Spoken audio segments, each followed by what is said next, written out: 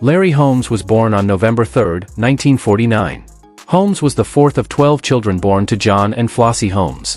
In 1954, the family moved to Easton, Pennsylvania, in the Lehigh Valley region of eastern Pennsylvania.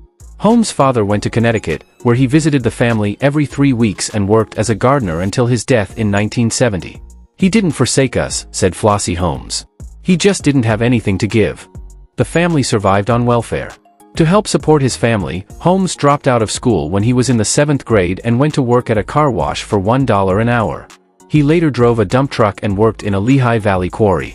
He is an American former professional boxer who competed from 1973 to 2002 and was world heavyweight champion from 1978 until 1985. He is often considered to be one of the greatest heavyweight boxers of all time. He grew up in Easton, Pennsylvania, which led to his boxing nickname of the Easton Assassin. Holmes's left jab is often rated among the best in heavyweight boxing history.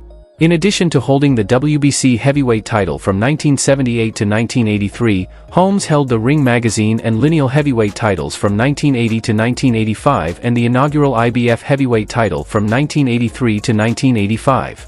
Holmes won his first 48 professional bouts, including victories over Ken Norton, the man he defeated in 1978 for the WBC championship, Muhammad Ali, Ernie Shavers, Mike Weaver, Jerry Cooney, Tim Witherspoon, Carl Williams, and Marvis Frazier. Holmes fell one short of matching Rocky Marciano's career record of 49-0 when he lost to Michael Spinks in a 1985 upset. Holmes retired after losing a rematch to Spinks the following year but made repeated comebacks. He was unsuccessful in 4 further comeback attempts, against Mike Tyson in 1988, Evander Holyfield in 1992, Oliver McCall in 1995 and Brian Nielsen in 1997, to regain a variation of the heavyweight title. Holmes fought for the final time in 2002, at age 52, against the 334-pound Eric Butterbean Esch and ended his career with a record of 69 wins and 6 losses, with all of his losses coming in world title fights. Holmes is frequently ranked as one of the greatest heavyweights of all time and has been inducted into both the International Boxing Hall of Fame and World Boxing Hall of Fame. He is the only boxer to have defeated Muhammad Ali by stoppage and the last living boxer to have defeated Ali. Larry Holmes stands at an impressive 6 feet 3 inches, 191 centimeters tall. Holmes boasts an estimated net worth of about $18 million. About Larry Holmes' personal life. In 1979, Larry Holmes married Diane Robinson, with whom he has 2 children. He also has 3 daughters from 2 previous relationships. As of 2019, Holmes is living in Palmer Township, Pennsylvania, near Easton. Holmes's younger brother, Mark Holmes, was a middleweight boxer from 1980 to 1987. Larry Holmes, the former professional boxer and widely regarded as one of the greatest heavyweight champions of all time, has made significant contributions beyond the ring. Here are some interesting facts about his philanthropic efforts and community involvement. Larry Holmes is actively involved in various charitable causes. He supports youth programs and organizations that help disadvantaged individuals. His dedication to his community extends to initiatives such as the Larry Holmes Drive project in his hometown of Easton, Pennsylvania. Holmes' legacy as a skilled and dominant heavyweight champion continues to inspire aspiring boxers and fans alike. About Larry Holmes' professional career. After compiling an amateur record of 19-3, Holmes turned professional on March 21, 1973, winning a 4-round decision against Roddle Dupree. Early in his career he worked as a sparring partner for Muhammad Ali, Joe Frazier, Ernie Shavers, and Jimmy Young. He was paid well and learned a lot. "I was young, and I didn't know much. But I was holding my own sparring those guys," Holmes said. "I thought, hey, these guys are the best, the champs. If I can hold my own now, what about later?" Holmes first gained credibility as a contender when he upset the hard-punching Ernie Shavers in March 1978. Holmes won by a lopsided 12-round unanimous decision, winning every round on 2 scorecards and all but one on the 3rd. Holmes's victory over Shavers set up a title shot between Holmes and WBC heavyweight champion Ken Norton in Las Vegas on June 9, 1978. Holmes met Ken Norton on June 9, 1978, for a tough, competitive fight. After 14 rounds, each of the 3 judges scored the fight dead even at 7 rounds each. Holmes rallied late in the 15th to win the round on 2 scorecards and take the WBC title by a split decision. On October 2, 1980, at Caesars Palace in Las Vegas, Holmes defended his title against Muhammad Ali, who was coming out of retirement in an attempt to become the first 4-time world heavyweight champion. Holmes dominated the 38-year-old Ali, winning every round on all three judges' scorecards. At the end of the 10th round, Ali's trainer stepped in to stop the fight as Holmes was inflicting major blows on Ali, handing Ali the only stoppage defeat of his career. After the win, Holmes received recognition as world heavyweight champion by The Ring. After 8 consecutive knockouts, Holmes was forced to go the distance when he successfully defended his title against future WBC heavyweight champion Trevor Berbick on April 11, 1981. In his next fight, 2 months later, Holmes knocked out former undisputed world heavyweight champion Leon Spinks in 3 rounds. On November 6, 1981, Holmes rose from a 7th-round knockdown, during which he staggered into the turnbuckle, to stop Ronaldo Snipes in the 11th. On June 11, 1982, Holmes defended his title against Jerry Cooney, the undefeated #1 contender and an Irish-American. The lead-up to the fight had many racial overtones, with promoter Don King and others hyping Cooney as the Great White Hope. Holmes said that if Cooney wasn't white, he would not be getting the same purse as the champion. Both boxers received $10 million for the bout. Although Cooney tried to deflect questions about race, members of his camp wore shirts that said, "Not the white man, but the right man." In their fight previews, Sports Illustrated and Time put Cooney on the cover, not Holmes. Boxing tradition dictates that the champion be introduced last, but the challenger, Cooney, was introduced last.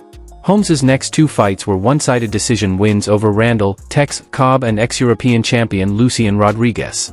On May 20, 1983, Holmes defended his title against Tim Witherspoon, the future WBC and WBA heavyweight champion. Witherspoon, a 6-1 underdog and with only 15 professional bouts to his name, surprised many by giving Holmes a difficult fight. After 12 rounds, Holmes retained the title by a disputed split decision. Despite his no longer being recognized by the WBC as champion, Holmes was still regarded as the lineal champion as well as being recognized as world champion by The Ring. On December 11, 1983, the newly formed International Boxing Federation extended recognition to Holmes, and he accepted. As 1984 began, Holmes and Jerry Cutsey, the WBA champion, were signed to unify the titles on June 15, 1984, at Caesars Palace. The fight was being promoted by JPD Incorporated, but it was cancelled when Caesars Palace said the promoters failed to meet the financial conditions of the contract. Holmes was promised $13 million and Cutsey was promised $8 million. Even after cutting the purses dramatically, they still couldn't come up with enough financial backing to stage the fight. Don King then planned to promote the fight, but Holmes lost a lawsuit filed by Virginia attorney Richard Hirschfeld, who said he had a contract with Holmes that gave him right of first refusal on a Holmes-Cutsey bout. Holmes then decided to move on and fight someone else. Holmes's next fight had the potential to make boxing history. He agreed to terms to fight Michael Spinks, the undisputed champion at light heavyweight, for his 20th world title defense September 21, 1985. A victory for Holmes would have tied Rocky Marciano's mark of 49 consecutive wins without a loss.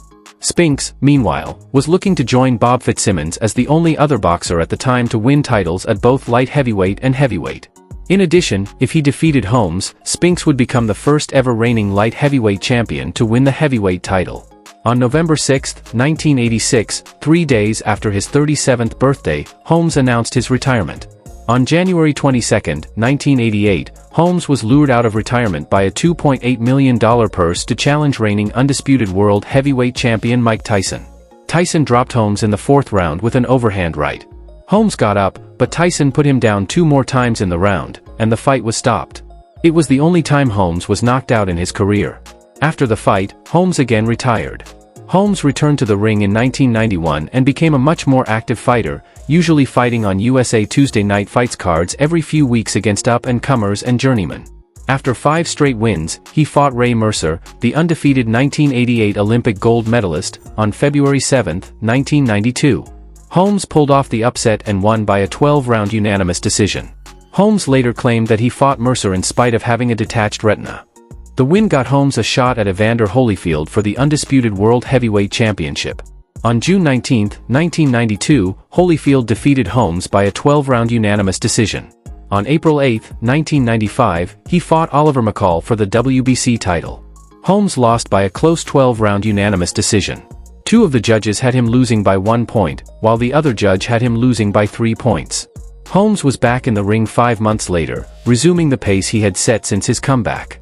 However, he was growing tired of the sport and, after he fought and knocked out Anthony Willis in June 1996 on another USA boxing event, Holmes announced that unless he received a shot at the title, the fight against Willis was likely to be his last.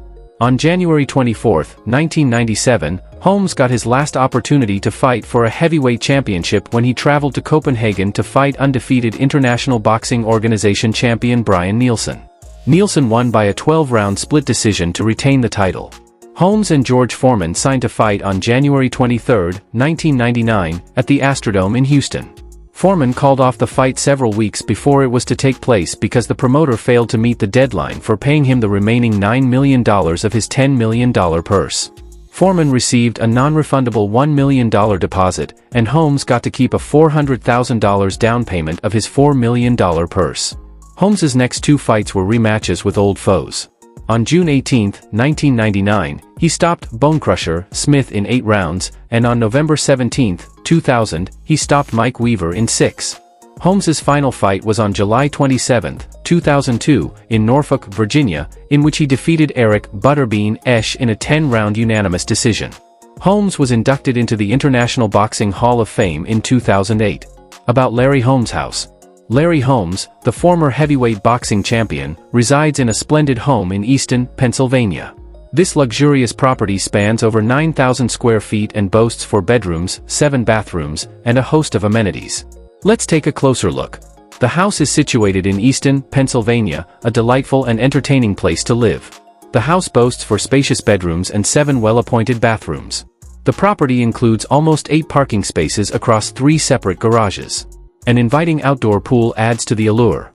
For those who prioritize physical health, there's an excellent gym and an exercise room. Larry Holmes purchased this all-in-one package for approximately $1.06 million. You can find Larry Holmes' home on Sheridan Dr., Easton, Pennsylvania, 18045. Whether you're a boxing enthusiast or simply appreciate luxurious living, Larry Holmes' Pennsylvania pad is a remarkable abode. That's all we have for you today. Please go ahead and give us a thumbs up, share to your friends, leave a comment, and do not forget to subscribe.